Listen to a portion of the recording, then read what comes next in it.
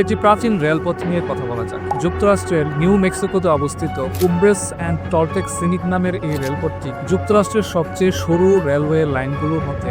প্রায় ৮০ কিলোমিটার লম্বা এবং ৩ ফুট চওড়া এই রেলপথটি ১৮৮০ সালে নির্মিত হয়। রেলপথটি মূলত সান জুয়ান পর্বতমালার খনন কাজ সহজ করার জন্য তৈরি করা হয়েছে। পরে ১৯৬০-এর দশক পর্যন্ত বিভিন্ন কৃষি ও শিল্প পণ্য পরিবহনের জন্য এই রেলপথ ব্যবহার করা হয়। ১৯৬৮ সালে পরিবহনের কার্যক্রম বন্ধ হয়ে যায় এবং ১৯৭০ সালে কলোরাডো এবং নিউ মেক্সিকো এই রেললাইনটি কিনে নেয়। এই ট্রেনটি ১০০ কিলোমিটার বেগে চলে এবং রেললাইনটি প্রায় ১০,০০০ ফুট উচ্চতায় অবস্থিত। আর রেলপথটি বিপজ্জনক হওয়ার অন্যতম কারণ হলো এর উচ্চতা। এটি প্রায় ১০,০১৫ ফুট উচ্চতায় অবস্থিত, যা যে কোনো সময় চরম আবহাওয়ার সম্মুখীন হতে পারে। এখানে প্রায় ১৩০ কিলোমিটার বেগে ট্রেন চললেও পথ জুড়ে রয়েছে সরু ট্র্যাক, আঁকাবাঁকা মোড়, খাড়া ঢাল এবং ভয়ঙ্কর গভীর খাদ। এই রেলপথে এখনও কয়লা বাষ্পচালিত ট্রেন ব্যবহার করা হয়, যা অনেক সময় দুর্ঘটনার ঝুঁকি বাড়িয়ে দেয়। তুষারপাত, প্রবল বাতাস এবং খাড়া পাহাড়ের কিনার ঘেঁষে চলার কারণে যাত্রীরা সবসময় বিপদের সম্মুখীন হতে পারে।